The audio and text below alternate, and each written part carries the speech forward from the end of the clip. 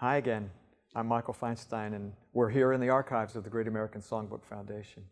I thought it would be interesting to talk about phonograph records, because we're now at a time where many people do not have any idea what a record is, or the difference between a 45 RPM record, or a 78 RPM record, or a 33 1/3 RPM record.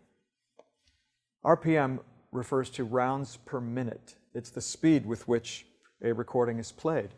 In 1877, Thomas Edison invented a cylinder machine, but it was phonograph records that became the popular means of disseminating music in that era, because cylinders could not be easily mass-produced. But somebody figured out that if you were to cut the grooves into a disc, you could plate it and mass-produce it. That's why cylinders went out of fashion.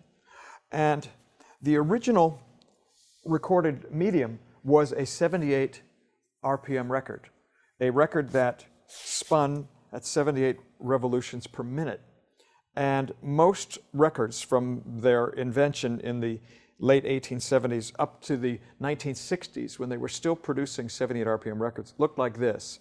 It's a 10-inch disc, and these records were eventually supplanted or replaced by later technology that improved on this process. There were many limitations with recorded sound, because a 10-inch 78 RPM record could only hold 3.5 minutes of music before it ran out of space. A 12-inch 78 RPM record could hold 4 minutes and 30 seconds of music, but again would run out of space.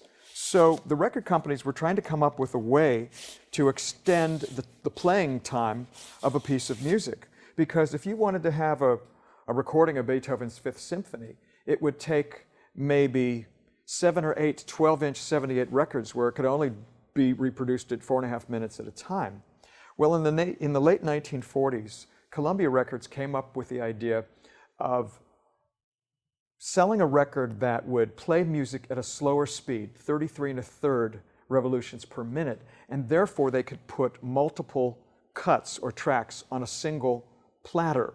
And that's when the LP record came into existence. And LP stands for long playing, because it was in contrast to a 78, which could only play one song per side. So you could have 6 of these, which were very breakable, or one LP.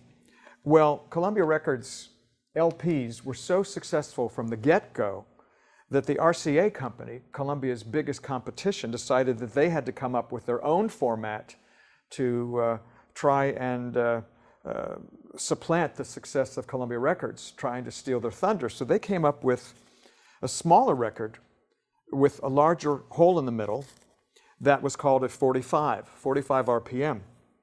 And these records were their answer in the speed wars to the LP record. And they would sell many little albums of, let's say, Beethoven's Fifth again. It would be 45s on 5 or 6 different discs in a little book that was supposed to combat the LP, but nobody liked the idea of still having to change sides of a piece of music when you had an LP. And these records were produced by so many companies that there are dizzying labels and types of these different records. And for collectors, to have the picture sleeves that came with the original issue of the records is very important, because they add to the value and also tell the story for people like us who want to preserve the history. Because sometimes there is information on an advertising sleeve that doesn't exist anywhere else, or just the graphics are so much fun to see, and they sometimes complete the art that is in the 45 itself.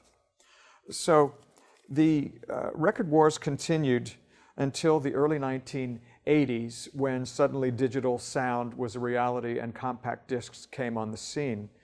And records eventually went the way of all flesh. However, there has been a revival in the last couple of years of vinyl. And you'll notice on eBay that somebody is selling a 78 RPM record and they'll call it an LP or they'll call it an album. An LP is a record album because it's a collection of things. They don't know what a 45 is. There are all these terms that have become antiquated, and it's just part of the march of time and the march of history. But one of the most significant reasons we collect all of these obsolete formats is because with the change of technology, there is always the loss of something that isn't reissued or continued onto the new format. There are, I dare say, millions of different types of recordings that have never been made available again in the digital era. And so there are treasures that exist here and in all archives that collect vinyl and collect shellac discs that are unique and are special. And that becomes even more special when you have an individually grooved disc like this, which is called a lacquer or an acetate, which is a demonstration recording that was not commercially produced by a press that mass-produced lots of records, but an individual, unique recording. And these are among the most valuable treasures because this might not exist in any other source other than this disc I'm holding in my hand. And so come and see us here, and we'll give you a demonstration of what these things sound like. So I'm Michael Feinstein, and thanks for joining me here in the archives. See you soon.